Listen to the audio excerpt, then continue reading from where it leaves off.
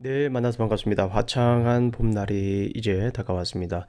뭐 봄날이라고 하기에는 무색할 정도로 날이 좀 뜨뜻하고 또 이제 텍사스의 따스함을 경험할 수 있는 여름이 다가온 것 같은 느낌이 듭니다. 벌써 수영장에서는 아이들이 수영을 하는 그런 모습을 볼 수가 있습니다. 블루보넷이 뭐 보통 4월 달에 이렇게 피는데 블루보넷이 벌써 이렇게 얼굴을 내밀었습니다. 얼마나 기쁜지 모르겠습니다. 자, 우리 함께 에레미야를 함께 공부하도록 하겠습니다. 보고서를 쓴 걸 한번 확인해 보니까요. 우리 에레미야가 확실히 어렵긴 어려웠던 것 같습니다. 예, 이사야보다는 에레미야가 조금 더 어려웠던 것 같습니다. 그럼에도 불구하고 보고서를 아주 간결하면서도 또 이렇게 진솔한 이런 개인적인 적용을 해주시는 분들이 꽤 많았습니다. 그래서 너무너무 기뻤고요. 또 에레미야를 오늘 마지막 공부한 다음에 다음 주에는 강의가 없습니다. 다음 주에는 강의가 없는 대신에 다음 주에는 여러분들께서 독서 보고서를 쓰는 주간입니다. 그래서 독서 보고서, 강의 보고서가 아니라 독서 보고서를 다음 주에 써주시면 됩니다. 강의는 없습니다. 독서 보고서를 여러분들이 써주시면 됩니다. 에레미야에 관한 그 류호준 교수님이 쓴 책이 있죠. 인간의 고뇌. 예, 그 책을 여러분들이 써주시면 됩니다. 역시 독서 보고서도 제출 기간은 있습니다. 그 제출 기간을 넘어선 독서 보고서는 카운트를 하지 않겠습니다. 제로 포인트입니다. 이 점 꼭 유념해 주시기 바랍니다. 책을 못 구하셔도 이것은 어쩔 수가 없는 팔러시라고 볼 수 있습니다. 자, 에르미야 한번 공부하도록 하겠습니다. 자, 여러분들 이 대예언서 비교표를 한번 보도록 합니다. 이 비교표를 보시면 여러분들이 대예언서가 어떻게 정리되어 있는지 여러분들이 알 수가 있습니다. 이름의 뜻을 아는 것이 매우 중요합니다. 이름의 뜻, 그죠? 하나님은 구원이시다 하니까 메시지를 보니까 이스라엘을 고난받는 종을 통해 뭐 합니까? 구원하신다. 이렇게 말씀하시는 거죠. 네, 하나님은 구원이시니까 구원하시는 겁니다. 에레미야를 보게 되면 하나님은 세우시다. 그런 뜻이죠. 메시지를 한번 보세요. 새 언약을 통해 그들을 뭐 하십니까? 빌드업하는 겁니다. 세워주시는 겁니다. 그리고 에스겔서를 보게 되면은 하나님은 강하시다. 그런 뜻인데요. 그 새 성전을 통해 그들을 강하게 하신다, 뭐 회복하신다 그런 뜻이죠. 그리고 다니엘서를 한번 보게 되면 하나님은 심판이시다라고 말씀을 하시는데 하나님의 왕국으로 대체될 것을 보여준다. 하나님의 왕국으로 네, 이제 심판에서 하나님의 왕국으로 그렇죠. 세상 왕국을 심판해서 하나님의 왕국으로 다시 세우는 것을 우리가 볼 수가 있습니다. 이렇듯 성경을 공부할 때의 이름의 뜻 매우 중요합니다. 그래서 이사야, 예레미야, 에스겔, 다니엘서의 이름, 저자의 이름을 알고요. 그 다음에 그 이름은 메시지와 관련이 있습니다. 당연히 메시지는 내용과 관련이 있죠. 그리고 밑에 보면 플랫, 이것도 결국에는 내용을 실학적 관점에서 요약한 것이기 때문에 매우 중요하다고 볼 수 있습니다. 이것은 기말고사로 여러분들이 지금부터 준비를 해야 됩니다.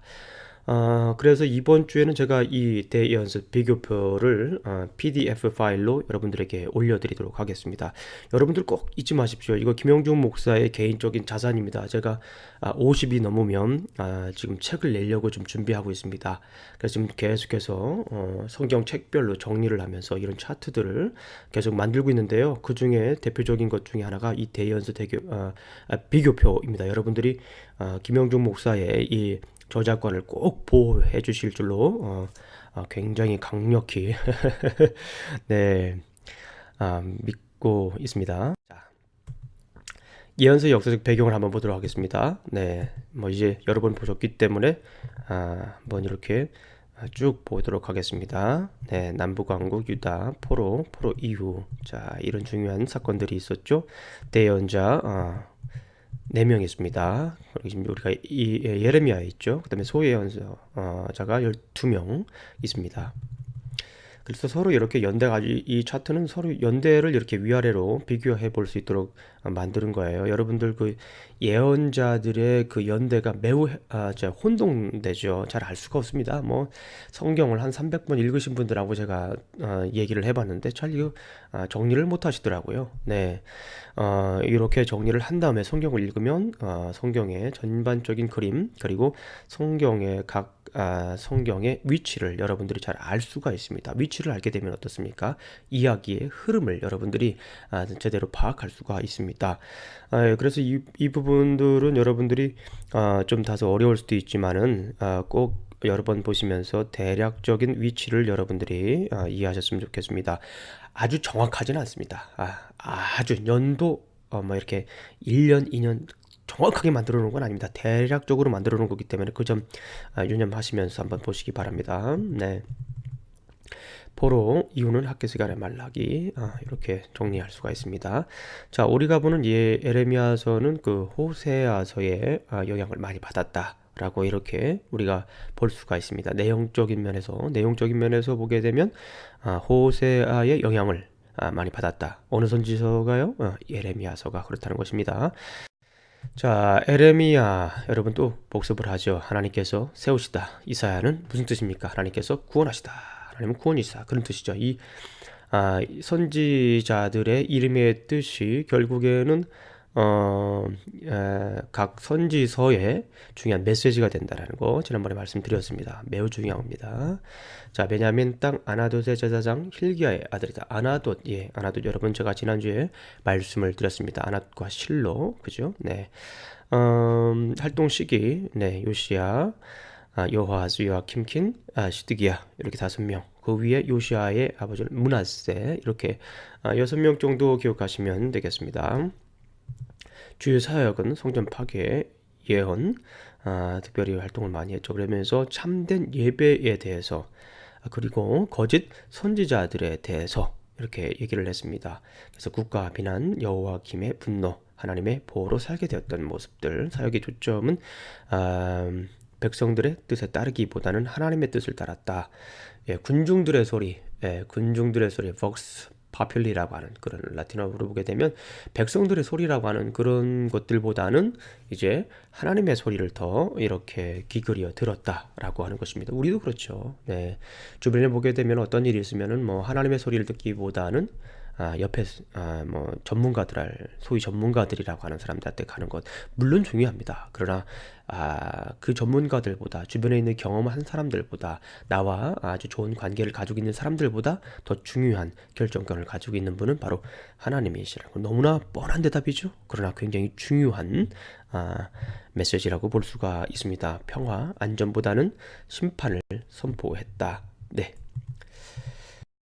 자, 이스라엘의 마지막 5왕, 네, 뭐 여러 번 반복했기 때문에 한번 쭉쭉 보고 이렇게 넘어가도록 하겠습니다. 요시야, 여호아스, 살룸이라고도 하죠. 여호와킴, 그다음에 여호와킨, 그다음에 여호와킨의 숙부, 시드기야 이렇게 볼 수가 있습니다. 그러니까 요시야는 아들이 여호아스, 여호와킴, 시드기야 이렇게 있었다라고 하는 것을 우리가 볼 수 있었습니다. 요시야하면 기억해야 될 것, 토라 교육을 했다.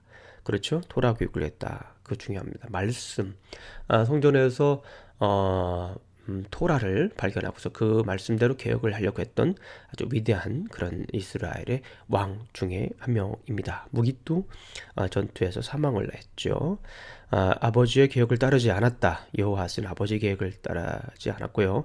애굽에서 결국에는 죽임을 당합니다. 그리고 여호와킴, 여러분들 기억하시겠지만 여호와킴은 두루마리를 불태운 왕입니다. 에레미야를 죽이려고 시도를 했죠. 이때 이제 605년에 2일차 침공을 합니다. 어느 나라에서 침공을 하죠? 네, 바벨론. 바벨론에서 침공을 합니다. 다니엘이 이때 포로로 끌려가게 됩니다. 그리고 598년에 예루살렘에 다시 2차 침공을 하게 됩니다. 이때 여호와김이 사망을 하게 되고요. 2차 침공 때 에스겔이 포로로 끌려갑니다. 그리고 시드기야, 좀 너무나 가슴 아픈 마지막 왕 중에 한 명입니다. 꼭두각시 왕이었죠. 친이집트파와 하나냐 스마야와 같은 희망 선지자들의 영향을 받았다라는 거예요. 막연한 희망입니다. 근거 없는 희망, 막연한 희망. 막연한 희망은 절망으로 가는 지름길입니다. 3차 침공, 예루살렘의 함락. 결국에는 586년에 예루살렘이 이때 함락을 하게 되고 시드기야는 이제 아들이 죽는 모습을 보게 되고 두 눈이 뽑혀서 포로로 끌려가게 되는 그런 비참한 왕 중에 한 명입니다.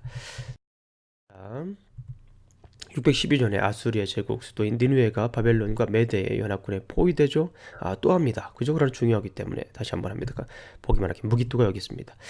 3년 후 무기토에서 일어난 일은 3년 후 609년에 이집트의 바르느고 2세는 예루살렘을 돕기 위해 북진합니다. 하란까지 가려고 하죠. 반아수리 정책을 폈던 유다왕 누구? 요시야는 무기토에서 애굽 군대를 저지를 시도합니다. 그러나 여기에서 요시야는 결국 사망을 하게 됩니다. 갈그미스 전투 605년에 바벨론은 갈그미스 전투에서 애굽, 이집트를 진멸시키고 블레셋 평지에 이르는 광활한 대지를 점령하게 되는 것입니다. 자, 예루살렘은 어떤 일이 있습니까? 3개월 후 597년 결국에는 이스라엘이 침공을 받게 됩니다. 그렇죠? 네. 그리고서 586년에 결국에는 예루살렘이 멸망하게 됩니다. 자, 에레미야의 역사적 배경. 자, 위에 지난 번까지 있었던 내용들을 정리합니다. 네, 이렇게 유다는 요시야, 여호아스, 여호야김, 시드기야, 애굽은 바르느고, 네. 자, 그다음에 바벨론은 나부벌라살, 그다음에 유명한 느부갓네살입니다. 아수르는 아수르 바니팔, 여기서 끝나죠.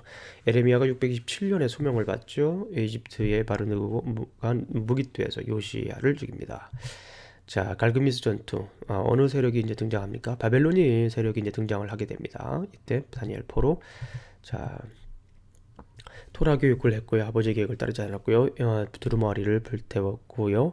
자, 시드기야는 결국 꼭두각시 왕이었다라는 거. 네, 이 정도 기억하시면 되겠습니다. 자, 그 다음에 에레미야의 구조를 보게 되면, 네, 전반적으로 보게 되면 소명과 예루살렘 폭풍 전야 1권, 그 다음에 폭풍, 예루살렘의 폭풍, 그 다음에 열방의 폭풍. 자, 1, 2, 3권으로 보통 나눠졌다고 얘기를 합니다. 자, 1장은 소명, 그 다음에 52장은 후기, 그리고 1, 2, 3권으로 이렇게 나눠졌다라고 볼 수가 있습니다. 가운데에 폭풍에 눈이 있다라는 것이 매우 중요하죠. 그리고 중간중간에 자서전적인 기록이 이렇게 되어 있다라고 볼 수가 있습니다. 이렇게 정리하기까지가 참 많은 시간이 걸리는 거죠. 그러나 여러분들께서 대략적으로 이렇게 큰 그림을, 아웃라인을 가지고 계시면 에레미야를 이해하는데 참 도움이 많이 될 줄로 믿습니다. 자, 그 다음에 에레미야의 구조. 네. 자, 자세하게 한번 제가 만들어 봤습니다. 심판 예언 1장부터 25장까지 어디의 심판 예언입니까? 예루살렘의 심판 예언이죠. 그리고 결국에는 예루살렘의 심판이 있죠. 자, 그리고 열방 신탕액이 이렇게 진행이 됩니다. 자, 이런 식으로 한번 정리를 해봤습니다. 자, 그리고 예레미야의 청중, 중요합니다. 예레미야서는 에레미야의 예언을 듣지 않아 그 결과 겪고 있는 사람들을 위해 기록된 책이다. 그렇죠. 듣지 않아서 결국에는 유다는 에레미야의 예언이 성취된 것을 목격하면서 그렇죠. 이미 그때는 늦은 겁니다. 다시 한번 더 포로 생활 속에서 예언의 말씀을 새로운 음조로 듣게 되는 것이죠. 네. 플랫 정말 중요합니다. 내 마음 당신께. 여기서 내가 누구라고 그랬습니까? 내 마음 당신께. 여기서 에레미야가 아닙니다. 결국엔 여기에 내 마음 당신께라고 하는 것은 결국은 하나님을 얘기한다는 거예요. 하나님. 네. 하나님의 마음이 에레미야의 입술 통해서 전해졌습니다. 그래서 내 마음 당신께는 여기서는 하나님이라고 제가 여러 번 말씀드렸죠. 에레미야는 유다의 죄와 대조적으로 하나님의 유다를 향한 애절한 사랑으로 가득 차 있다. 이스라엘은 그들의 죄로 인해 하나님의 심판을 피할 수 없지만 하나님은 그들의 백성과의 새 언약을 통해 희망의 불씨를 보여준다. 그래서 에레미야의 뜻은 하나님께서 세우시다. 하나님께서 세우시는 모습을 볼 수가 있습니다. 1장부터 25장까지 나타난 에레미야의 영적 추이, 지난번에 한번 말씀드렸죠. 중요한 내용들이 어떻게 있죠? 1장에는 뭐가 있습니까? 소명. 2장과 3장에는 뭐가 있습니까? 행음 고발, 여기 결혼에 관한 이미지가 여기 있습니다. 자, 회개를 촉구합니다.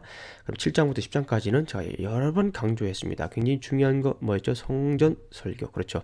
11장부터 20장까지는 어떤 내용이 있습니까? 네, 여기에는 네, 그렇죠. 고백과 실물 교육이 이렇게 교차로 나오게 되는. 그래서 고백이 몇 개라고 그랬습니까? 5개의 고백. 그 가운데에 실물 교육들이 있습니다. 실물 교육 어떤 것들이 있는지 생각이 나십니까? 네, 이렇게 바로 생각이 나시지 않아도 괜찮습니다. 그러나 한번 성경을 보시면서 조금씩 이런 내용들, 그리고 고백의 중요한 중요한 점, 그리고 실물 교육에서 얘기하고자 하는 중요한 메시지가 뭔가라고 하는 것을 아는 것이 매우 중요합니다. 유다 왕, 그리고 이런 그 메시지가 유다 왕과 선지자들에게 확대가 되죠. 25장에서는 어떻습니까? 25장에서는 결국 바벨론의 포로가 될 것이다라고 하는 그런 얘기를 다시 한 번 더 얘기를 하게 되죠. 자, 그래서 이렇게 영적 추이가 이렇게 진행된다라고 하는 것을 보여드렸습니다. 자, 제가 한 3년 전에 그 에레미야 강해 설교를 한 적이 있습니다. 에레미야 강해 설교 한 학기 동안 에레미야서를 강의한 적이 있는데요. 이렇게 이런 차트를 그려가면서 이런 그래프를 그려가면서 각 섹션별로 이렇게 메시지를 만들었던 그런 기억들이 있습니다. 그래서 그렇게 자세히 하게 되면 여러분들이 좋을 수도 있지만 시간이 너무 길어지니까 간단한 그림 몇 개만 이렇게 맛보기로 보여드립니다. 네. 혹시 모르겠어요. 여러분들이 이제 더 어드밴스된 클래스로 들어가서 설교학을 듣게 되면 예언서 설교 그때 이제 뭐 이런 강의를 듣겠죠. 아마도 이거는 뭐 MDV에서 이제 거의 졸업반 정도의 이런 강의를 듣겠죠. 뭐 에레미야서를 가지고 강해 설교를 한다. 이거는 뭐 전 세계적으로 그렇게 몇 번 아마 제 생각에는 뭐 이런 강의를 하시는 분들이 전 세계적으로 5명 이내지 않을까 하는 생각을 잠시 해봤습니다. 확실한 근거는 없습니다. 자, 한번 보겠습니다. 아이고, 네. 자, 유다의 다가올 심판 1장부터 25장까지를 정리하면서 이제 트랜지션, 변화되는 전환되는 그런 장면이 있습니다. 이사야서를 보게 되면 36장부터 39장까지 이렇게 이야기가 나오면서 전환이 되는 모습이 있죠. 아마도 이와 유사한 장이 있습니다. 에레미야서에도 이와 유사한 장이 있는데 그것은 25장입니다.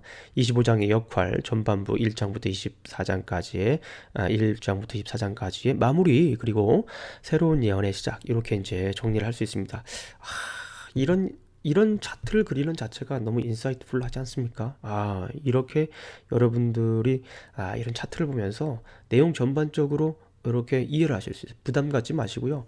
김영준 목사가 차트를 그리는 것은 적어도 책 한 10페이지 이상의 내용들을 요약해서 10페이지 이상 정도의 글들을 좀 요약해서 여러분들이 임팩트를 주기 위해서 쉽고 정확하게 이해하기 위해서 그리는 것입니다. 네. 25장의 역할, 이런 것들이 매우 중요합니다. 성경을 읽다 보니까 이런 차트를 그릴 수가 있었습니다. 예루살렘의 심판을 예고하는 거였죠. 그 다음에 25장의 전반부를 보게 되면요, 25장의 전반부를 보게 되면 에레미야서 전반부 예언을 요약을 하는 내용을 볼 수가 있습니다. 성경 가지고 있는 분들은 25장을 한번 보는 것도 괜찮습니다. 그리고 25장 후반부를 보게 되면 15절부터 25장 15절부터 38장까지는 새로운 예언에 대한 신탁을, 예언에 관한 그런 열방 신탁에 관한 이야기를 보여주는 서론적인 역할을 하는 모습을 볼 수가 있습니다. 25장 전반부는 앞 내용의 결론, 그리고 25장 후반부는 뒤에 펼쳐질 내용의 서론이다 라고 말씀을 드릴 수가 있습니다. 예루살렘의 심판, 그렇죠? 열방신탁, 이렇게 정리를 할 수가 있습니다. 자, 보라색으로 표현된 25장이 앞부분과 예언서의 뒷부분을 연결해주는 다리 역할을 하고 있다라고 하는 것을 볼 수가 있습니다. 25장에서는 유다가 70년 동안 포로가 될 것을 예언할 뿐만 아니라 우상을 숭배하는 모든 열방을 향한 하나님의 심판을 다루고 있다라고 하는 것을 볼 수가 있습니다. 25장 12절을 보게 되면 여호와의 말씀이니라, 여호와의 말씀이니라, 70년이 끝나면 내가 바벨론의 왕과 그의 나라와 갈대아인의 땅을 그 죄악으로 말미암아 벌하여 영원히 폐허가 되게 하되, 여기서 갈대아는 어느 나라입니까? 갈대아는 바벨론인 것을 우리가 알 수 있습니다. 중요한 것은 바벨론도 결국에는 심판을 받는다라고 할 수가 있습니다. 그렇죠? 역사적으로 볼 때도 바벨론은 파사, 페르시아, 성경에는 파사라 나와 있지만 우리에게 익숙한 나라는 페르시아에게 심판을 당하는 모습을 우리가 볼 수 있습니다. 자, 역설적인 희망을 여기에서 보여주는 거예요. 자, 이것이 대단한 거 아닙니까? 예루살렘에서 심판을 예고하고 뒤에 펼쳐질 예언을 얘기를 하면서 여기에 이제 예루살렘의 심판이 있지만 결국에는 이 안에 포함되어 있는 것 중에 하나가 뭡니까? 역설적인 희망이 담겨져 있다라고 하는 것. 그렇죠? 뭐 할 때? 돌아올 때, serve, return 할 때 희망이 생긴다라는 것입니다. 자, 그럼 이제 좀 더 자세히 한번 보도록 하겠습니다. 26장부터 45장까지는 폭풍 속의 유다, 예루살렘입니다. 예레미야와 유다 백성들의 대화. 자, 번달락은 회복하기 전에 바벨론의 통치를 받아야 한다는 것에 대해 다시 한 번 더 선포를 합니다. 어디의 통치입니까? 바벨론의 통치입니다. 번달락은 거짓 증거하는 선지자들에게 초점이 맞추어져 있지만 예레미야가 더 중요하게 다루고 있는 것은 백성들이 거짓 선지자의 선포에 어떻게 반응해야 하는가. 그렇죠. 거짓 선지자도 참 문제입니다. 그러나 그 거짓 선지자에 대해서 어떻게 반응하느냐라고 하는 것도 매우 중요한 것을 우리가 알 수 있습니다. 사실 거짓 선지자, 리더 매우 중요합니다. 그래서 어떤 책을 보니까 요즘 우리 교회에 관한 우리 삶으로 다시 이것을 메시지로 변환한다면 사람들은 교회를 떠나는 것이 아니라 지도자를 떠난다, 리더를 떠난다, 그렇게 얘기하시는 분들이 있습니다. 정말 맞는 얘기인 것 같습니다. 우리가 주님이 세우신 교회는 정말 아름답고 귀합니다. 그러나 그 교회에서의 리더, 여기서 리더는 1차적으로 목사님들, 그 다음에 2차적으로 누굴까요? 각 성도님들입니다. 목사님들만 얘기하는 것이 아니에요. 성도들도 리더입니다. 그래서 결국에는 이렇게 보니까 교회에서 중요한 것은 리더가 정말 중요하다라고 하는 것이 매우 중요합니다. 신학교에 오셨으니까 또 이렇게 여러분들이 어떠한 이유 때문에 신학교를 등록했는지 제가 일일이 알 수 없습니다. 얼굴도 제가 다 기억을 못 하는데요. 지금 얼굴도 본 분도 별로 없는데요. 근데 중요한 것은 뭐냐면 하나님께서 이렇게 신학교에 와서 여러분들이 공부를 하게 된 이유, 참 이것은 우연이 아니라고 생각을 합니다. 여러분들께서 리더로서 서야 되지 않겠나 하는 저는 그런 희망을 가지고 있습니다. 리더가 가져야 될 덕목 중에 하나, 분별력을 가져야 됩니다. 분별력과 어떤 것이 연관이 있을까요? 분별력과 그렇죠, 거룩이라고 하는 것과 연관이 있습니다. 분별력. 여러분들 그 이스라엘 백성들이 40년 동안, 정확히 말하면 38년 정도 광야 생활을 하죠. 근데 그 광야의 생활의 그 광야의 이름은 가데스 바네아, 카도시 바네아라고 하는 건데요. 히브리어로 도성에서 멀리 떨어진 그런 뜻입니다. 그건 뭡니까? 분별력, 구별된, 도시와 구별된. 다시 말씀드리면 광야 훈련이라고 하는 것은, 다시 말씀을 드리면 거룩 훈련입니다. 네, 이스라엘 백성, 특별히 이스라엘 백성, 하나님의 백성으로서 거룩해야 되고, 또 선택된 백성으로서 거룩해야 되고, 또 그 안에 리더는 더욱더 거룩해야 되고, 분별력이 있어야 되고, 오늘날 우리에게 모든 그리스도인들은 이런 분별력을 가지고 살아야 된다라고 하는 그런 메시지입니다. 거짓 선지자와 그냥 단순한 희망 선지자, 참된 선지자를 우리가 구별할 수 있는 그런 눈을 길러야 되지 않겠나 생각이 듭니다. 그 구별할 수 있는 중요한 잣대가 무엇일까요? 하나님의 말씀입니다. 그래서 우리가 하나님의 말씀을 읽고 하나님의 말씀을 열심히 우리가 공부해야 됩니다. 본달락은 다음과 같이 나올 수 있습니다. 유다의 예레미야 성전 설교에 대한 반응, 예레미야의 반응, 이렇게. 먼저는 유다의 반응, 그리고 예레미야의 반응이라고 이렇게 볼 수가 있습니다. 제가 이것은 몇 장이라고 그랬죠? 7장부터 10장까지 있는 성전 설교의 이제 뭐라고 할까요? 반응입니다. 자, 먼저 유다의 반응을 한번 보도록 하겠습니다. 본달락은 예레미야 7장, 그렇죠? 설교의 요약판일 뿐만 아니라 예레미야에 있어서 정말 중요한 주석을 쓰신 탐손입니다. 탐손이란 분이 이런 얘기를 했어요. 반응을 표현한다. 예레미야와 비슷한 선포를 하는 이들의 박해를 다룬다. 백성들은 예레미야를 언약 파괴자라고 하며 언약의 순종보다는 성전에서의 안전을 추구합니다. 예레미야는 죽음을 직면하게 됩니다. 자, 사람들이 이제 그 예레미야를 성전 설교를 했을 때 그 설교 반응이 어땠습니까?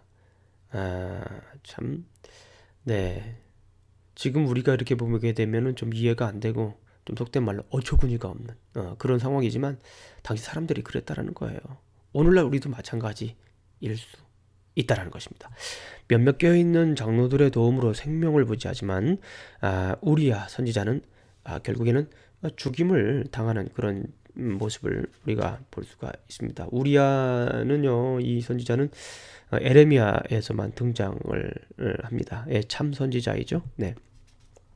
결국 본달락에서는 참 선지자는 진리를 위해 죽음에 직면함과 백성들의 언약에 순종하지 않는 태도를 비난한다. 뭐 참 선지자, 거짓 선지자, 크라이테리아가 뭡니까? 기준점이 뭡니까? 예, 예, 예, 말씀입니다. 말씀 결국. 그래서 우리가 이게 말씀 중심으로 우리가 신앙생활을 해야 됩니다. 자, 교회 우리 교회는 말씀 중심 교회입니다. 우리 모임은 말씀 중심입니다. 말은 참 많이 하죠. 예, 말은 참 많이 하는데 그렇게 보게 되면 말씀이 그렇게 많지가 또 않더라고요. 예, 왜 그럴까요? 일단 말씀을 몰라요. 예, 예, 저 말이 틀렸습니까? 맞잖아요. 네, 일단 말씀 잘 몰라요. 그리고 중요한 건 뭐예요? 교회에서 말씀을 왜 모릅니까? 교회에서 말씀을 잘 안 가르쳐 줘요.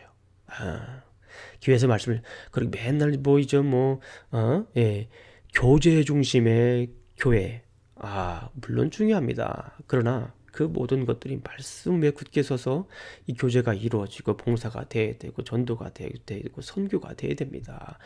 말씀 위에 굳게 서지 않으면 얼마 가지 못하고 서로 다툼이 되고 무너지는 모습 우리가 많이 보지 않습니까?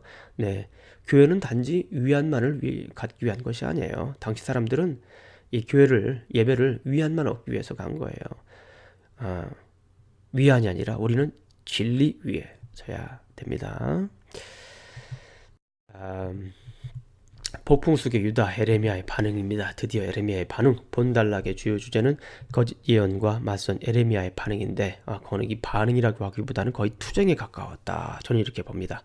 이는 에레미야와 거짓 선지자 간의 갈등이라고 할 수 있습니다. 예루살렘이 멸망하기 전 한 10년 전에 에레미야는 민족들 그리고 시드기야가 누구였어요? 이거 시드기야 갑자기 누구지? 그러면 굉장히 곤란합니다. 네. 아까 역사적인 배경을 얘기를 할 때 5번째 왕, 그죠? 그리고 이스라엘의 맨 마지막 왕. 네. 그 백성에게 하나님의 택한 도구 바벨론을 섬기라고 하지만 말도 안 되는 소리 같죠? 예, 백성들은 거절한다. 자, 28장을 보게 되면은 거짓 선지자 하나냐와의 갈등을 멍에를 통해 극적으로 말합니다. 하나는 예레미야의 멍에를 꺾으면서 바벨론이 망할 것이고 터무니없는 근거 없는 그런 예언입니다. 희망이죠. 희망사항이죠. 2년 안에 회복될 것을 예언한다. 29장은 굉장히 중요한 장입니다. 예레미야는 바벨론 거민에게 편지를 보내 유배가 곧 끝날 것이라는 말에 현혹되지 말라고 그토록 애절하게 간절하게 얘기를 하지만 이스라엘 백성들은 듣질 않죠. 지배계 청도 듣질 않습니다. 바벨론에서 새로운 삶을 살라고 말합니다. 70년을 재확인입니다. 재확인하는 그런 시간입니다. 29장을 보게 되면 그런 내용들이 이렇게 적혀져 있는 모습을 우리가 볼 수가 있습니다. 29장 10절을 보게 되면은 여호와께서 이와 같이 말씀하시니라. 바벨론에서 70년이 차면 내가 너희를 돌보고 나의 선한 말을 너희에게 성취하여 너희를 이곳으로 돌아오게 하리라. 이렇게 얘기합니다. 70년이에요. 70년. 그리고 하냐냐는 몇 년? 그리고 이제 하냐는 2년 안에. 이 그림은요. 누굴 것 같습니까? 여기 선생님이 계시고요. 그 다음에 여기 울고 있는 아이가 있습니다. 선생님은요. 네. 스톤월 잭슨이라고 하는 제가 달라스에 있을 때 그 근처에 있던 엘레멘터리 스쿨 티처입니다. 그리고 여기 울고 있는 아이는 누굴까요? 네, 저의 큰 아들입니다. 예, 지금은 10학년이 됐지만 당시 4학년 때였어요. 이 그림을 잠깐 설명드리자면요. 제 아이가 달리기를 굉장히 잘했습니다. 예. 김영준 목사 별명이 뭐라고 그랬죠? 첫 시간쯤 말씀드렸죠? 네. 말빠른 스트라이커. 저희가 사실은 말도 빠르지만요. 발도 굉장히 빠릅니다. 네. 12초 8. 네.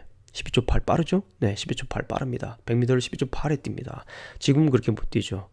지금은 그래도 한 13초 때는 뛸 겁니다. 네. 얼마 전에 교회에서 1년 전에 교회에서 청년들, 유스들, 어른들 다 합쳐서 남자들 달리기를 했는데 누가 1등 했을까요? 네.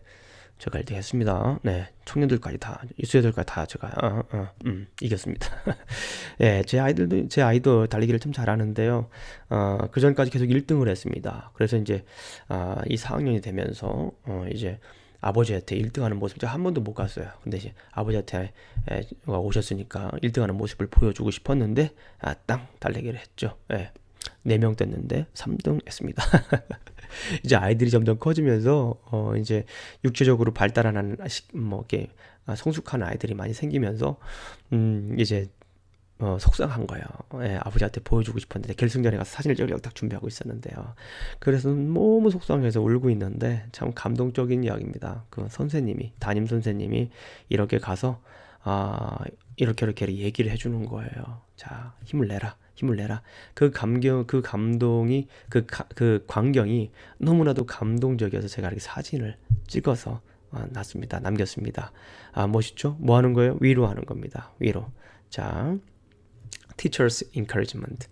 자, 스톤홀 잭슨 엘리멘터리 스쿨 달라스에 있었을 때입니다. 그래서 이것은 뭐냐면 30장과 33장 사이를 대변해주는 가장 좋은 이렇게 그 사진이지 않을까 해서 제가 이렇게 여러분들에게 보여드립니다. 30장과 30장부터 33장까지 내용입니다. 자, 폭풍 속의 유다 26장부터 45장 사이 이 안에 새 언약이 있습니다. 새 언약, 본달락은 다음과 같이 나눌 수 있다. 장차 있을 행복할 날들, 그리고 밭을 사는 에레미야, 이런 그 장면으로 이렇게 설명을 드릴 수가 있습니다. 30장부터 31장까지는요, 대체로 시로 되어 있고요. 생동감이 있습니다. 자, 32장부터 33장까지는요, 산문체로 되어 있습니다. 산문체. 그래서 객관적인 보도를 얘기를 합니다. 내용들을 한번 잠깐 살펴보도록 하겠습니다. 서론, 하나님의 말씀 선포, 약속의 말씀 요약, 돌아오리라. 희망의 메시지를 전하죠. 그런 다음에 영원한 사랑으로 회복될 공동체에 대해서 보여주시고 신으로 귀환될 것이라고 하는 것. 자, 그 다음에 예루살렘의 회복과 새 언약. 예. 자, 이 부분에 우리가 잘 알고 있는 에레미야서 31장 31절부터 34절까지 있는 새 언약이 바로 이 안에 있습니다. 밝은 미래. 그래서 신탁을 일단 마무리하죠. 대체로 시로 되어 있습니다. 그리고 두 번째 섹션을 보게 되면 32장부터 33장까지는 산문으로 되어 있죠. 객관적인 보도를 얘기하면서 바벨론이 예루살렘의 포위될 것이다. 그 다음에 아나돗의 밭을 사는 거죠. 에레미야의 기도와 하나님의 응답, 예, 하나님의 용서와 회복, 의의 왕, 약속, 레위장, 즉 회복할 것이다라고 하는 그런 희망의 메시지를 이렇게 보여주고 있습니다. 자, 그리고 이렇게 이제 1장부터 29장과 30장부터 33장까지의 내용들을 한번 정리해 봤습니다. 예. 자, 제가 정리한 건 아니고요.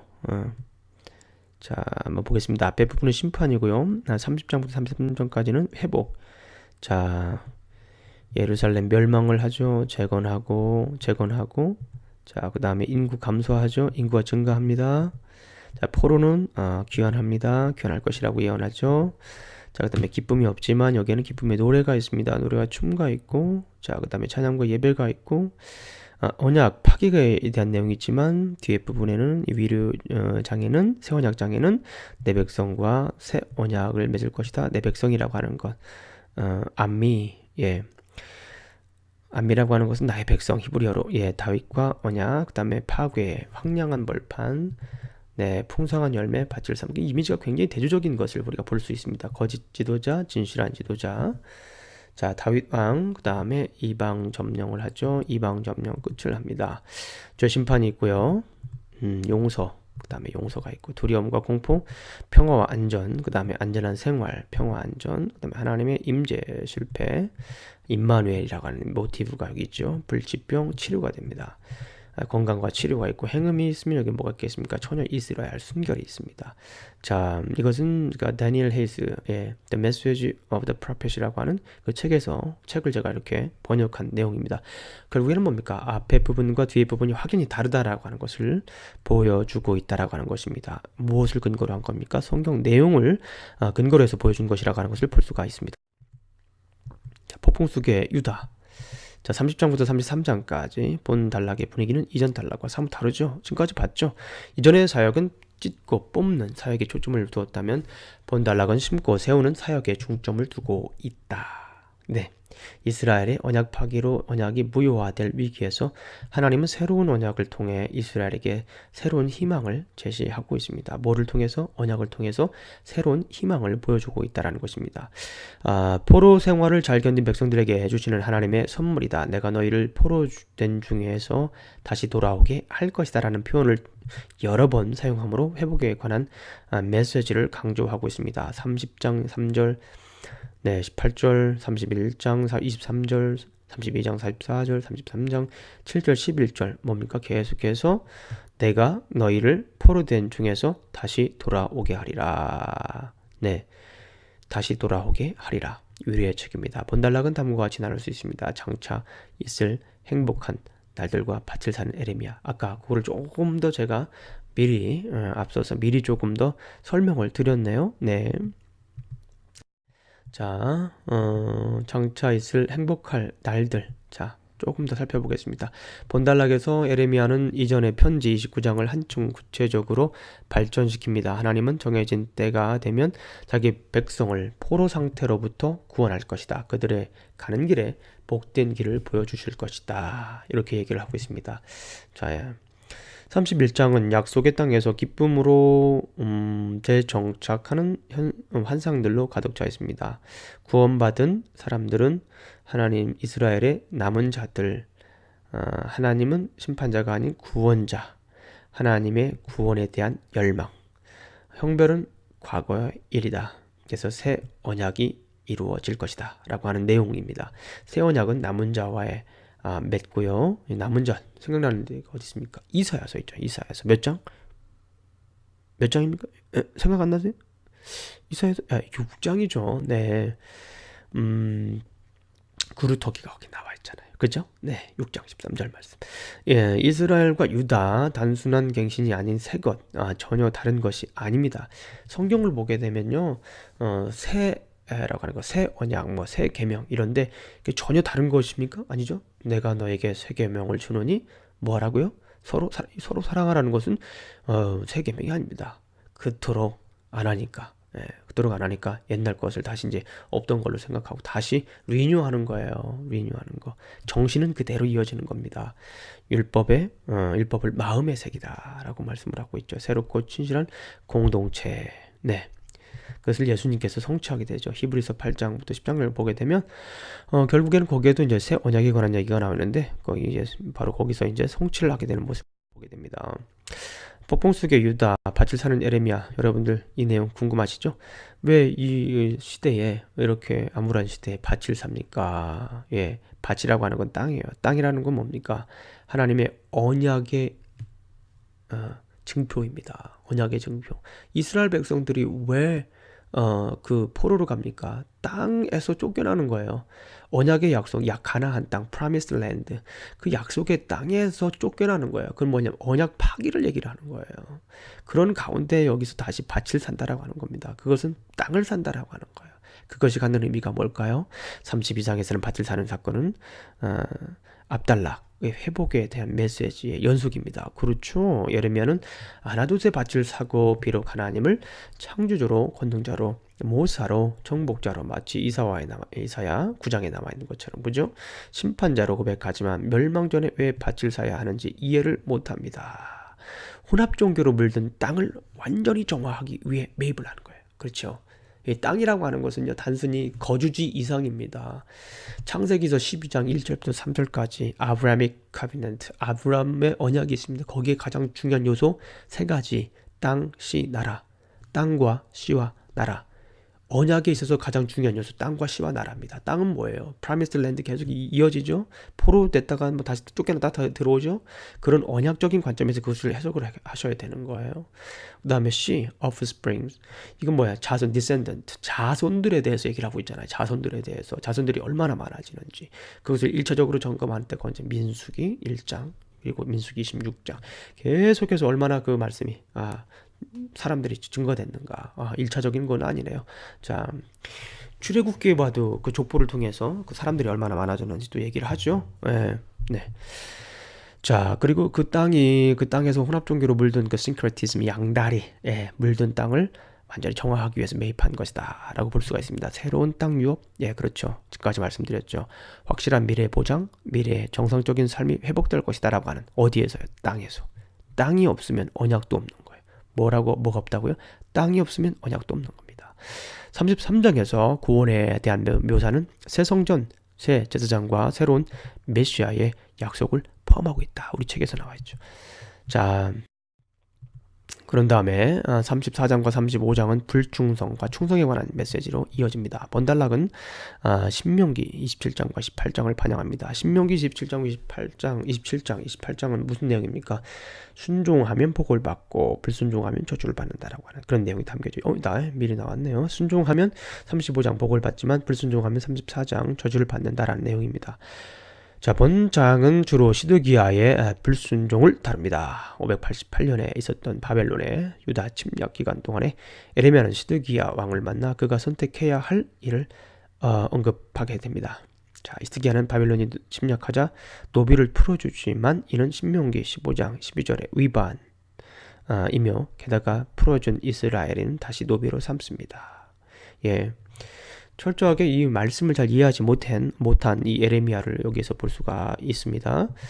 자, 35장은 금욕적이고 유목민적 삶을 지키기로 한 충실한 레갑 자손들을 통해 불순종하는 시드기야와 유다를 비교하고 있습니다. 이게 항상 비교를 많이 하세요. 하나님께서 이렇게, 그렇죠? 예, 비교를 합니다. 이렇게 보여주고 있는 장면들을 우리가 볼 수 있습니다. 대표적인 게 룻기입니다. 룻기 1장 1절을 보게 되면 사사들이 치리하던 때에 사사기는 검정색, 그죠?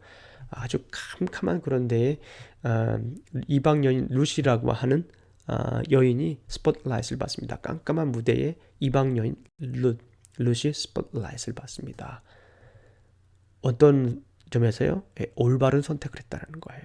예, 어머니가 가는 곳에 나도 가고, 어머니가 죽는 곳에 나도 죽고, 어머니의 백성이 나의 백성이 되고, 어머니의 하나님이 누구의 하나님? 나의 하나님이 된.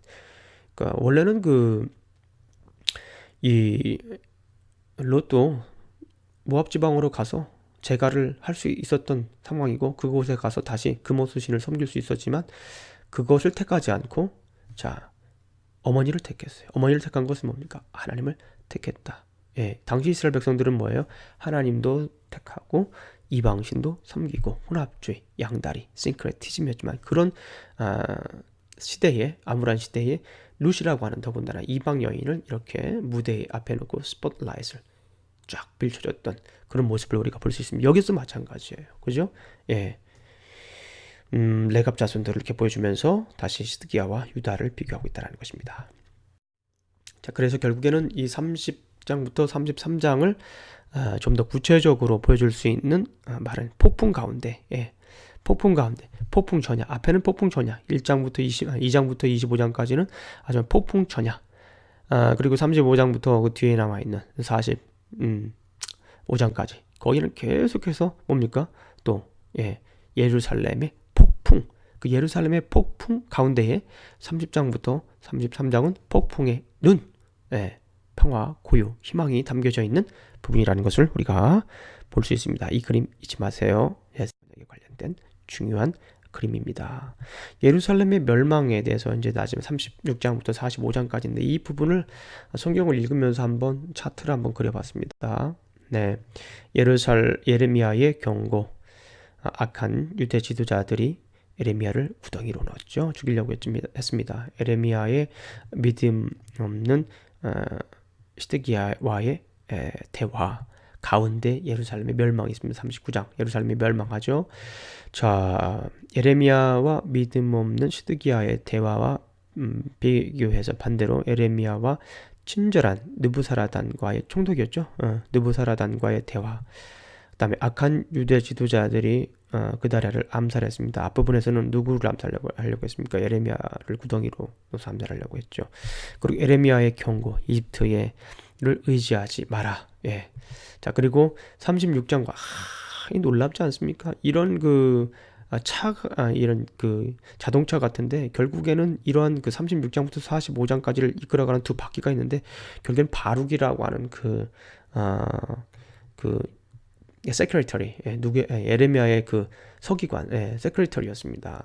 그 받아 적고 다한 그 바룩이라고 하는 사람이 이렇게 그 휠을 통해서 돌아가는 움직이는 모습을 볼 수가 있습니다.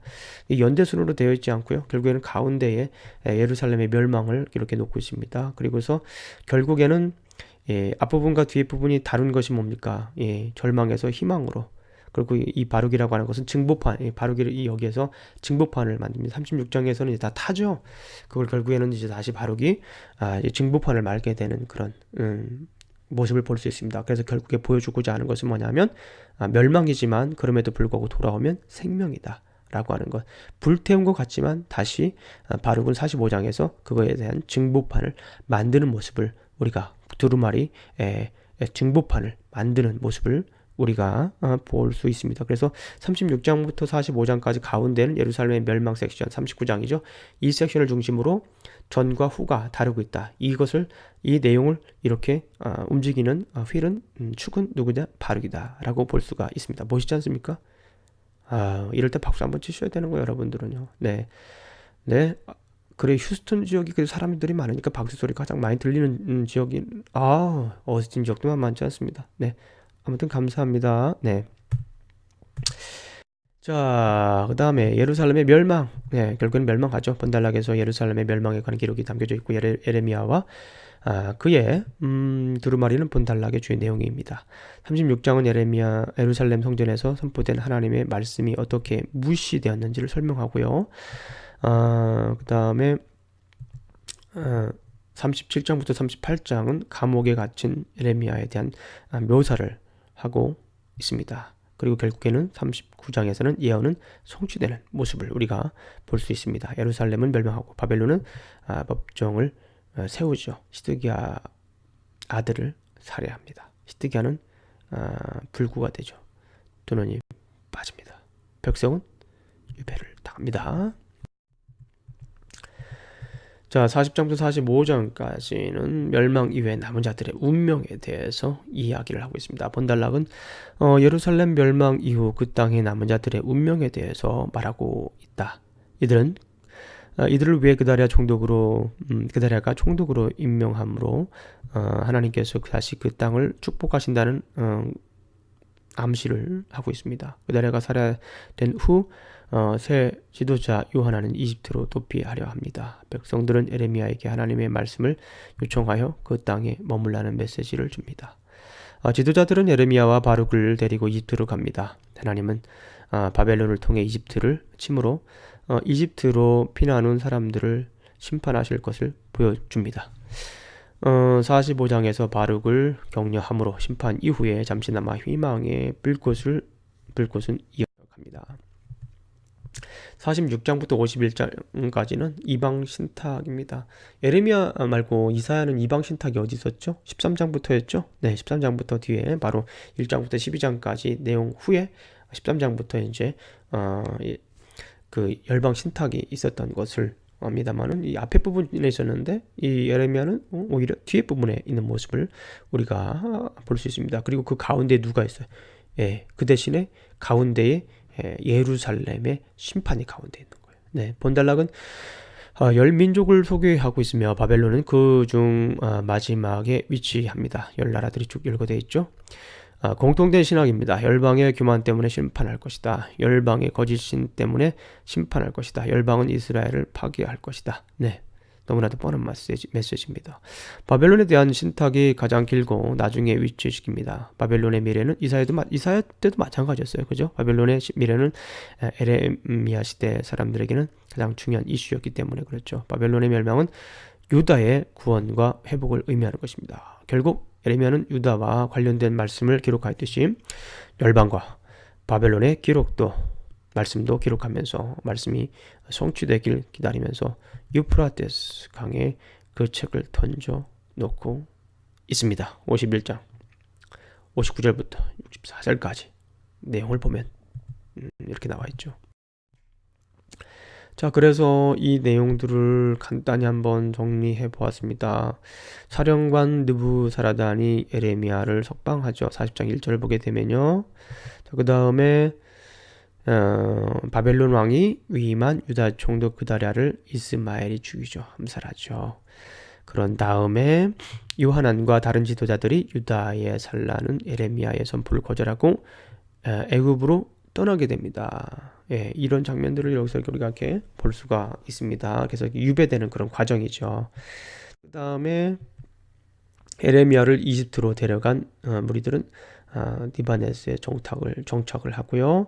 그 다음에 유대 군사 식민지와 유대 성전의 위치를 여기서 위치가 이곳에 있다라는 것을 알 수가 있습니다. 이것은 홀만 바이블 아틀라스에서 제가 인용을 한 것입니다. 네. 맨 마지막 장입니다. 역사적 후기죠. 네, 52장은 역사적인 후기입니다. 1장은 뭐였습니까? 소명장이었죠. 맨 마지막 장은 다 같이 한번 역사적인 뭐라고요? 네, 후기. 네, 52장. 본장 39장의 내용을 반복하고 있다. 39장에서 어떤 일이 있었어요? 멸망당했잖아요. 그죠? 네, 예루살렘이 멸망당.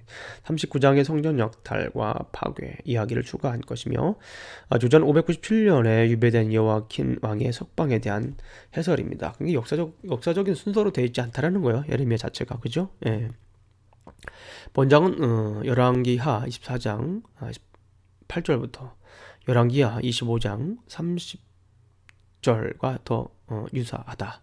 이 부분의 기능은 에레미야의 심판과 포로 메시지가 실현됐다는 사실에 대한 정경적인 증언으로서 역할하는 뿐만 아니라 심판에 관한 그 메시지가 결국 여기에서 실현됐다라는 거, 성취됐다라는 거죠. 에레미야의 구원과 회복, 신탁 역시 똑같이 실현되리라는 소망을 배양하기 위해 추가되었다라고 볼 수가 있습니다. 결국 에레미야는 역사적 후기를 통해 남은 자들은 돌아올 것이므로 그는 포로 기간 동안 신실한 자들과 다윗 계보에 대한 회복을 암시하고 있다. 네. 자, 돌아올 것이라는 그 희망의 메시지를 보여주고 있고요. 그 다음에 그 포로기에서 이제 포로 생활하는 사람들에게 그런 위로의 메시지를 좀 전해주고 있는 거예요. 역사적인 후기를 통해서요. 자, 이사야와는 사뭇 다르죠. 이사야는 뭐 잘 아시는 것처럼 40장부터 이제 66장까지 전부 이제 다 이제 그런 희망의 메시지로 가득 차 있잖아요. 그러나 이제 고난받는 종을 통한 희망의 메시지가 담겨져 있는데 참 역사적 후기를 통해서 에레미야는 이렇게 간단하게 희망에 관한 메시지가 나와 있죠. 그리고 중간에 30장부터 33장까지 간단하게 있어요. 그죠? 네, 이런 부분들도 우리에게 주는 시사점들이 큽니다. 자, 예레미야서의 신학적 흐름, 우리가 이사야서의 신학적 흐름을 한번 살펴보았었잖아요. 제가 그린 차트, 이것도 역시 제가 그린 차트입니다. 그런 이런 이사야서의 차트, 에레미야서의 차트, 그리고 앞으로도 이제 에스겔서의 차트가 나갈 텐데요. 이런 차트들은 김영준 목사 개인의 저작권을 여러분들이 꼭 기억하셔 주시고 또 보호해 주셨으면 좋겠어요. 여러분들이 교회에서 사용하는 건 괜찮아요. 그러나 저작권은 꼭 보호해 주십시오. 김형중 목사의 것이라고 꼭 보호해 주십시오. 그런 센스 부탁드립니다. 신해산 언약이 있습니다. 결국에는 이 에레미야는 신해산 언약과 다윗 언약, 처음에는 이 신해산 언약과 다윗 언약이 이렇게 달라서 또 이렇게 다른 전통 위에 세워 있는 것처럼 같아서 좀 이렇게 좀 의아할 수도 있지만요. 결국에는 제가 생각할 때 제 생각입니다. 에레미야는 이 신해산 언약과 다윗 언약을 이렇게 통합하는, 그리스도 안에서 통합하는 그런 역할을 합니다. 이게 매우 중요한 메시지예요. 누가 이런 얘기를 합니까? 누가 이런 얘기를? 김영준 목사가 얘기하는 거 아닙니까? 제가 고심하면서 만든 차트입니다. 네. 신해산 언약과 다윗 언약을 이 에레미야서에서 이제 보여주고 있습니다. 자, 그 가운데에 뭐가 있다? 새 언약이 있다. New Covenant.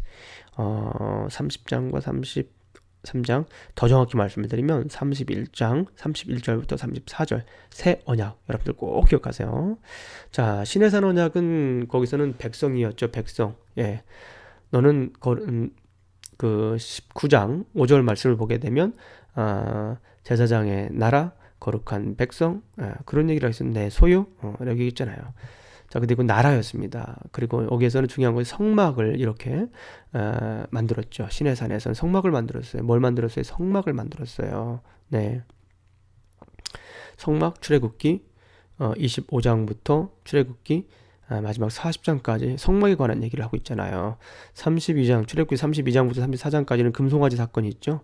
금송아지 사건 전에는 성막에 관한 인스트럭션, 성막에 관한 그 설계, 그리고 34장 이후부터 35장부터 40장까지는 그 인스트럭션대로 만든 내용들이 이렇게 짝을 이뤄서 나와 있습니다.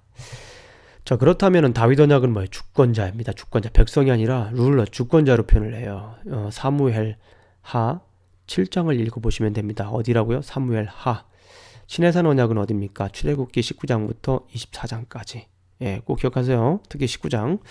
자, 20장은 십계명입니다. 그 다음에 나라였지만 여긴 다이너스티, 왕조가 됩니다. 조금 디벨롭 되죠. 그리고 성막이 아니라 여기는 뭘까요? 예, 성전입니다. 성전. 물론 솔로몬이 만들긴 하죠. 네. 자, 이것이 이렇게 이제 백성도 거짓되고, 지금 봤잖아요. 백성도 거짓됩니다. 나라도 왕조도 지금 심판을 좀 받게 되는 그런 상황입니다. 예. 어디에서요? 에레미야에서. 심판 받잖아요. 결국에는요. 거짓되니까 희망 선지자들. 근거 없는 메시지. 예? 아우, 설교하는데 근거 없는 메시지 정말 김 빠지지 않습니까? 성경 텍스트를 성경을 얘기를 해야 되는데 자기 얘기만 자꾸 뭐 얘기를 하고서 그냥 끝내버립니까? 아우, 저도 목사지만 불만이 많아요, 그런 부분에 대해서. 그래서 제가 신학교에서 설교학을 가르칩니다만은 그런 설교는 저는 점수를 주질 않아요. 네, 성경 자체를 설명하는 설교를 해야 돼요. 네, 성경 자체를 청중들에게 설득을 해야죠. 왜 자꾸 다른 얘기를 합니까? 아, 정말. 자, 심판. 네. 자, 하나님께서 이런 부분들을 거짓과 심판받아야 될 이런 백성들, 나라들, 성전들 모두 다 지금 예배도 거짓되고 거짓받아서 심판받아야 되고, 백성들도 거짓돼서 심판받아야 되고, 나라들도 지금 다 지금 그런 상황이에요. 그런데 하나님께서는 뭐예요? return하라, serve, 히브리어로 돌아와라, 제발 돌아와라. 그래서 return 만들었죠. 그래서 하나님께서는 새 언약을 만들었습니다. 예, 아까 말씀드렸듯이 제가 여러 번 말씀드렸지만 31장 31절부터 34절까지 그 새 언약에 관한 그런 메시지가 계속해서 담겨져 있는 모습을 볼 수가 있습니다. 네. 31장 31절부터 34절까지를 보게 되면 여호와의 말씀이니라, 보라 날이 이르르니 내가 이스라엘과 집과 유다 집에 새 언약을 맺으리라. 이 언약은 내가 그들의 조상들의 손을 잡고 애굽 땅에서 인도하여 내던 날에 맺은 것과 같지 아니할 것은 내가 그들의 남편이 되었어도 그들이 내 언약을 깨뜨렸음이니라. 여호와의 말씀이니라. 그러면서 이제 그러므로 그날 후에 내가 이스라엘 집과 맺을 언약은 이러하니 곧 내가 나의 법을 그들의 속에 두며 그들의 마음에 기록하여 나는 그들의 하나님이 되고 그들은 내 백성이 될 것이라. 여호와의 말씀이니라. 이렇게 말씀을 하고 있잖아요. 네. 그래서 결국에는 이런 것들이 이렇게 이 새 언약에 녹아져 있습니다. 새 언약에 녹아져 있어요. 백성도 나라도 성막도 결국에는 다윗 언약 신에서는 할 것 없이 그 언약이 좀 깨어져 있잖아요. 근데 그 언약으로 다시 돌아오라고 말씀하고 있죠. 그래서 하나님은 뭘 하는 거예요? 새 언약을 맺는 거예요. 이해되세요? 신에서 언약, 다윗 언약 할 것 없이 지금 다 깨져 있는 거예요. 예, 다 깨져 있다고요. 지금 멸망한다고요. 그래서 지금 예레미야가 지금 시내산 위에 정통 위에 메시지를 증거한다고 제가 1장에서 말씀드렸잖아요. 아나돗. 그거와 지금 상관없이 지금 보니까 총체적인 위기예요. 다윗 언약, 시내산 언약 다 지금 거짓이고 심판받아야 될 상황입니다. 그래서 하나님 뭐라고 하시는 거예요? 지금 돌아오라고 하는 거예요. 그러면서 하나님께서 뭘 하는 겁니까? 새 언약을 세웁니다. 이해되시죠? 멋있죠? 자, 그러면서 이 새 언약은 바로 Jesus Christ. 신약 성경에서 예수님이 이런 모든 것들을 성취하십니다. 그것이 히브리서의 8장부터 10장까지 나와 있는 것을 볼 수 있습니다. 이 차트 여러분들 꼭 기억하십시오. 자, 에레미야의 신학적 주제를 한번 보겠습니다. 주권자이신 하나님. 에레미야는 하나님의 주권과 권위를 강조합니다. 자, 실물 교육을 많이 했죠. 예, 실물 교육을 많이 한 그런 모습입니다. 실물 교육을 통해서 하나님의 언약을 이렇게 말씀했죠. 하나님과 그의 백성의 계약 관계를 남편으로 표현하여 하나님의 애타는 사랑과 남편으로서의 권리를 행사했다. 이것이 새 언약의 대표적인 예이다. 그죠? 아까 남편이라고 얘기를 했잖아요. 그것이 호세아서 2장에 나와 있어요. 호세아서 2장. 그래서 에레미야서는 호세아서의 영향을 받지 않았나. 제가 초반에 말씀을 드렸습니다. 자, 그 다음에 하나님의 집으로서의 성전 설교, 뭐 두말할 것도 없죠. 뭐 하라고요? 참된 예배를 드려라, 회개하라, 돌아와라, 순종하라. 그 말씀입니다. 성전에서 진정한 예배를 드려라는 거예요. 하나님의 임재를 경험하니까. 성전 밖으로 자꾸, 그러니까 이사야서 1장에서는 그렇잖아요. 성전 뜰만 받고 막 기름 냄새 막 역겹다 그러잖아요. 하나님께서. 네. 여기서는 하나님의 임재를 경험하는 예배를 드려야 된다. 제가 생각하는요, 그 예배는요, 저는 우리 그 예배가 정말 중요하다고 생각하는데요. 모든 세대가 예배를 통해서 우리의 어른들의 신앙이 전수돼야 된다고 저는 생각을 합니다. 네, 저는 저희 교회는 이것을 지금 막 준비하고 있습니다. 네, 자, 예배를 통해서 모든 제너레이션이, all 제너레이션이 함께 모여서 예배 드릴 때 그 예배 속에서 임재하시는 하나님을 경험하면서 이제 신앙이 전수되는 아름다운 모습, 그런 모델 만들 것입니다. 자, 회개. 에레미야는 그 어떤 책보다 회개를 강조합니다. 회개를 표현하는 히브리어 나함 두 번 사용하고, 더 중요한 단어 수브 사용하는데 돌아오라 계속 말씀을 하고 있습니다. 에레미야가 말하는 회개는 자발적으로 악을 떠나서 하나님께로 돌아와서 순종함으로 의로운 삶을 사는 것입니다. 돌아와서 회개라고 하는 건요, 돌아오는 겁니다. 그래서 고쳐지는 거예요. 옛날 것을 버리고 고치는 겁니다. 고치는 거, 완전히 고치는 겁니다. 돌아온다는 표현이 그냥 막 발걸음만 돌아서 뭐 눈만 그냥 다시 돌리는 게 아니라, 몸만 돌리는 것이 아니라 우리의 삶을 돌리는 겁니다. 무엇을 돌리는 거라고요? 삶을 돌리는 겁니다. 어디로? 주께로. 자, 개인 신앙. 에레미야의 개인적인 경험은 그의 메시지와 분리될 수 없습니다. 네, 에레미야의 독백 말씀드렸죠? 예. 하나님의 뜻에 대한 그의 심판 불평과 하나님과 같은 거짓 선지자의 방해는 에레미야의 신앙을 강화시키는 것처럼 보인다. 에레미야에게 하나님의 말씀은 불붙는 것처럼 그의 골수에 사무쳤다. 이런 메신저가 되어야 됩니다. 이런 메신저.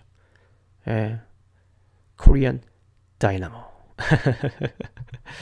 자, 새 언약입니다. 중요하죠. 에레미야는 하나님의 말씀을 선포함에 있어서 과거 이스라엘 백성들이 하나님과 맺었던 언약에 대한 언급을 하고 있습니다. 모세 언약, 그렇죠? 네, 지금까지 계속해서 설명을 드렸습니다. 새 언약은 나 혼자와의 맺음, 이스라엘과 유다, 단순한 갱신이 아니라 새 것. 네. 아까도 말씀드렸습니다. 그래서 에레미야를 이렇게 에레미야가 구조가 그렇지 않습니까? 소명과 1장은 소명, 52장은 후기. 그러면서 가운데는 폭풍 전, 가운데는 폭풍, 그 다음에 폭풍 후. 이렇게 에레미야는 정리를 할 수 있습니다. 그 가운데 폭풍 가운데에 폭풍의 눈 30장부터 33장까지 나와 있죠. 자, 폭풍 전 모습입니다. 네, 그리고 폭풍의 눈 가운데 부분, 그리고 맨 마지막으로 폭풍 후. 이렇게 우리는 정리를 할 수가 있습니다. 오늘도 이제 이렇게 해서 에레미야를 여러분들 이렇게 다 이제 마치셨는데요. 어렵죠? 그러나 김영중 목사가 이렇게 만든 이 차트를, 이 파워포인트를 통한 강의를 여러분들 계속 들으시면서 이제 차를 타시면서도 계속 들으세요. 어떤 분들 보니까 차를 타면서 여러 번 들으셨다는 분들이 있는데 너무 감사하죠. 그런 분들은요, 보고서가 조금 이렇게 내용의 질이 떨어져도 점수를 많이 드릴 수밖에 없어요. 여러분들 혹시 목사님 저 이거 차를 타고 다니면서 목사님 강의 들었습니다 라고 얘기하시는 분이 있으면요, 저는 설거지 하면서도 들었습니다. 저는요 직장에서 들으면 안 되죠. 네. 자, 이렇게 강의를 이해하기 위해서, 성경 말씀을 이해하기 위해서 노력했습니다 라고 하는 그런 아름다운 속삭임, 미담, 저한테는 미담이죠. 이런 것들을요, 강의 후반부에 적어주시면요, 제가 감안하겠습니다. 아무튼 열심히 해주십시오. 열심히 하시면 여러분들 그 열심히 한 노력의 대가를 분명히 받으시고, 하나님께서 여러분들의 열심을 보시고 계십니다. 네, 하나님의 사랑이 한 주 동안도 울려 퍼지기를 소망합니다. 수고하셨습니다.